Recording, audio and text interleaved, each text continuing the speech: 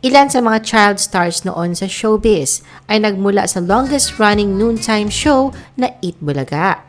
Kumustahin natin kung nasaan na sila ngayon. The Philippine Showbiz List presents Eat Bulaga's famous child stars. Where are they now? Atong Redillas. Sa Little Mr. Pogi segment ng Eat Bulaga noong 1987 ay nagdala ng kakaibang sigla at saya sa mga manonood si Atong Redillas. Ang kanyang pagiging escort ni Camille Pratt sa Grand Finals ng Little Miss Philippines at ang pagiging kapartner niya noon ni Aiza Sigera ay nagbigay ng mga hindi malilimutang sandali sa larangan ng entertainment. Pinili niya pagtuunan ng kanyang pag-aaral at hinubog ang kanyang talento sa University of the Philippines kung saan siya nagtapos ng BA Art Studies. Mula sa mga entablado ng showbiz, lumipat si Atong sa pagtuturo at ngayon isa ng guro sa UP Manila. Sa pamamagitan ng kanyang podcast na tinatawag na Bigote Bros, at paggawa ng stand-up comedy, patuloy niya pinanatili ang kanyang koneksyon sa industriya at sa mga taong sumuporta sa kanya.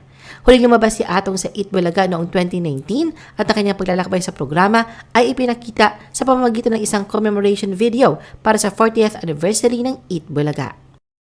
Lady Lee. Sa kislap ng mga ilaw sa entablado, bumukas ang kurtina para kay Lady Lee. Siya ang dance diva na pumukaw sa damdamin ng mga manonood sa kanyang mga pagtatanghal sa Eat Bulaga. Ang kanyang pagganap bilang first runner-up sa Little Miss Philippines noong 1990 ay nagtampok ng kanyang kakaibang talento at kagandahan. Ngunit tulad ng isang mahusay na kabanata sa kanyang buhay, ang entablado ay hindi lamang ang kanyang tahanan. Ang kanyang huling proyekto sa telebisyon ay ang kapuso seryeng Ang Iibigin Ay Ikaw noong 2002. Mula sa showbiz, tinahak ni Lady Lee ang corporate world. Samantala noong 2021, napaulat na si Lady Lee ay isang international culinary student sa Vancouver Community College. Hindi lamang ito ang kanyang naging tagumpay, sapagkat meron din siyang anak na sumusunod sa kanyang yapak. Aiza Sigera. Taong 1987, nakilala si Ice bilang isang bibong bata sa Little Miss Philippines. Kahit na hindi siya nakapag-uwi ng corona, hindi siya nag-atubiling lumakad sa landas ng kanyang pangarap. Unti-unti niyang ipinakita ang kanyang husay sa sining. Sa pagpasok sa entertainment industry, naging bahagi siya ng ilang sikat na palabas tulad ng OK Ka Fairy Ko, kasama si Vic Soto. Hindi nagtagal, sumikat din siya sa larangan ng musika, kung saan ang kanyang kantang Pagdating ng Panahon ay nagtala ng tagumpay sa mga charts noong 2001. Noong 2007, ipinahayag ni Aiza sa publiko ang pagiging bahagi niya ng LGBTQ+ community. Naging chairman din si Aiza sa National Youth Commission at patuloy pa rin siya nagsisilbi sa kanyang komunidad bilang isang inspirasyon at tagapagtaguyod ng pagbabago. Sa paglipas ng mga taon, patuloy na nagbago at lumago ang kanyang buhay. Ipinakilala niya ang sarili bilang isang transgender man at nagsimulang gamitin ang pangalang Ice. Sa kasalukuyan ay patuloy pa rin ang pagiging aktibo ni Ice sa showbiz at nagpapamala sa kanyang husay sa musika at pag-arte. Hindi nga lang ang kanyang karera ang matagumpay, kundi maging ang kanyang buhay, pag-ibig at pinubuong pamilya. Masaya at makulay ito sa piling ng kanyang partner na si Liza Dino. Proud dad din si Ice sa kanyang stepdaughter na si Amara. L.A. Lopez. Si L.A. ay isa sa mga hinahangaan at child performers sa Eat Bulaga. Ang kanyang talento sa pag-arte at pag-awit ay nagsimula na mapansin siya sa That's My Boy segment ng programa. Sa kanyang paglahok sa Ekasi Bata, kasama iba pa mga batang artista tulad din na Aiza Sigera at R.R. Herrera, lumabas na kanyang natural na galing at kakaibang karisma. Sa kanyang paglaki, naging bahagi si L.A. ng music industry. Dito ay pinakita niya kanyang husay bilang isang mga awit kung saan ay nilabas niya ang kantang Yakap noong 2001. Umarte din siya sa teatro at telebisyon. Nilisan ni L.A. ang Pilipinas at pinagpatuloy ang kanyang karera sa Amerika. Sa kanyang pagbabalik, makalipas ang ilang taon, naging inspirasyon siya sa maraming kabataan at sa mga taga-subaybay niya. Naging bahagi rin siya ng simbahan bilang isang pastor sa Abundant Harvest Fellowship Philippines. Ang paglilingkod sa iba at ang pagbahagi ng kanyang talento at pagmamahal sa Diyos ang naging pangunahing layunin niya. Stephen Claude Goyong. Isa sa mga batang bituin na nagningning sa entablado ng Eat Bulaga ay si Stephen Claude Goyong na kilala rin sa simpleng tawag na Goyong. Sumikat siya matapos ang kanyang pagiging runner-up sa segment na That's My Boy noong 1998. Matapos ang kanyang mga tagumpay sa Eat Bulaga, hindi nagtagal at sumiklab ang kahusayan ni Goyong sa sitcom na Be, Bote Nga, kung saan nakasama niya ang mga veterano sa sining tulad din na Andrew Iliana at Jano Gibbs. Sa palabas, ginampanan niya ang papel ng maliit na genie boy na nagdala sa kanya ng pagpapakita ng kanyang husay bilang isang batang artista. Mula nga rito ay magkasunod-sunod na proyektong ipinagkatiwala sa kanya, mapapelikula man o telebisyon. Ngunit sa kalagitnaan ng kanyang paglalakbay, taong 2007, napagdesisyonan ni Goyong na maglaan ng oras sa kanyang pag-aaral, anuman ang maging kahihinatnan ng kanyang karera sa pag-arte.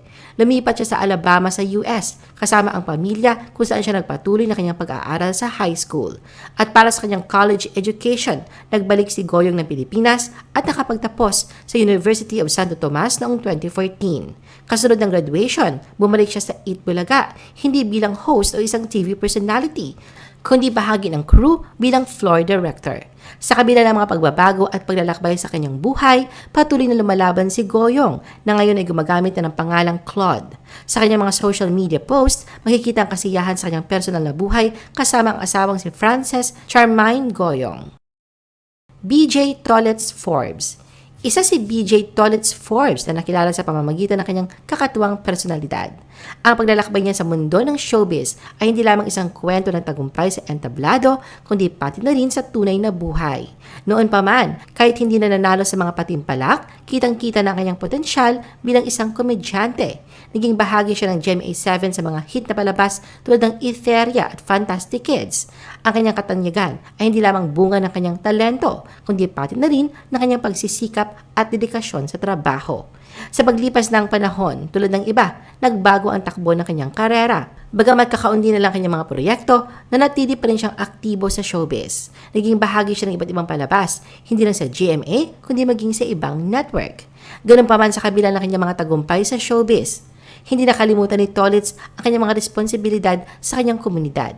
Bilang isang opisyal ng sangguniang kabataan sa lalawigan ng Rizal, patuloy niyang pinapamalas ang kanyang pagmamahal at paglilingkod sa kapwa.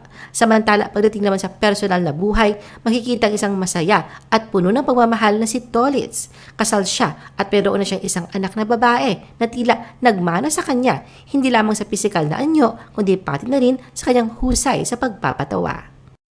Dindin Llarena. Si Dindin ang nanalo bilang Little Miss Philippines noong 1999. Ang kanyang mga mapanlikha at nakakatuwang talento ay bumida sa puso ng maraming manonood. Ang kanyang husay sa entablado ay nagbigay daan sa kanya bilang isang mang-aawit at artista. Subalit sa kabila ng tagumpay ni Dindin sa showbiz, mayroon siyang mas malalim na pangarap na kailangang tuparin. Matapos ang kanyang huling proyekto noong 2005, nagpasa siyang isantabi ang kanyang showbiz career at tinutukan ang kanyang pag-aaral. Masasabi ngang nagtagumpay si Dindin sa landas na kanyang tinahak. Sa kasalukuyan, siya ay nagtatrabaho bilang Corporate Services Responsibility Associate sa isang non-profit na organisasyon, ang PTT Philippines Foundation Inc. Ipinapakita niya kanyang dedikasyon, hindi lamang sa kanyang trabaho, kundi pati na rin sa pagtulong sa iba. Maging ang kanyang buhay pamilya ay masaya din kapiling ang asawang si Robbie Velosin. Riza May Dizon. Taong 2012, lumutang sa entablado ng Eat Bulaga si Riza May Dizon bilang isang wild card sa Little Miss Philippines. Bagamat na-eliminate sa una, hindi siya sumuko at binigyan ng pangalawang pagkakataon. Umpisa pa lang ay nakuha na niya ang loob ng mga manonood dahil na rin sa taglay niyang kadaldalan at nakakatuwang karisma at kakaibang kakayahan nitong magpasaya habang nagpe-perform. Dahil na rin sa natural na talentong kanyang taglay na animoy matandang na sa katawan ng isang bata ay nabansagan si Riza bilang aling maliit. Si Riza rin napasikat sa Eat Bulaga na kantang Chat Charap na sinasabayan pa niya at ang studio audience ng sayaw. Sa natural na abilidad na pinapamalas, ay binansagan si Riza bilang ang sunod na child wonder tulad ng kapanahunan ni Icy Guerra. Dito ay binigyan siya ng Eat Bulaga ng sarili niyang portion at mas maraming production numbers. Sa patuloy na pagpapakita ni Riza na kanyang kakayahan pagdating sa hosting at natural charm sa mga manonood, ay pinagkatiwala sa kanyang isang proyekto, ang The Riza May Show. 7 taong gulang lamang noon si Riza at siya ang kinukonsiderang youngest TV talk show host sa showbiz. Ang kanyang regular na pag-host sa Eat Bulaga ay nagbigay sa kanya ng maraming oportunidad sa mundo ng showbiz, kung saan ay nasubukan din ang kanyang kakayahan sa pag-arte, mapa-television man o big screen. Sa kasalukuyan ay napapanood pa din si Riza May sa Eat Bulaga na umi-air na sa TV5, kung saan patuloy niyang pinatutunayan ang kanyang husay at dedikasyon sa larangang tinahak. I-post ang inyong comments at reaction sa baba. At huwag kalimutan na i-like at i-share ang video na ito. Gusto mo pa ba ng ibang showbiz videos? Panoorin ang aming iba pang top viewed videos. Para sa aming mga YouTube viewers, pumunta lang sa description ng video na ito o i-click ang link sa itaas ng screen. Para naman sa mga Facebook viewers, ay maaari ninyong hanapin ang mga link sa comment section ng video. I-follow nyo din kami sa Facebook at mag-subscribe sa aming YouTube channel. Thanks for watching!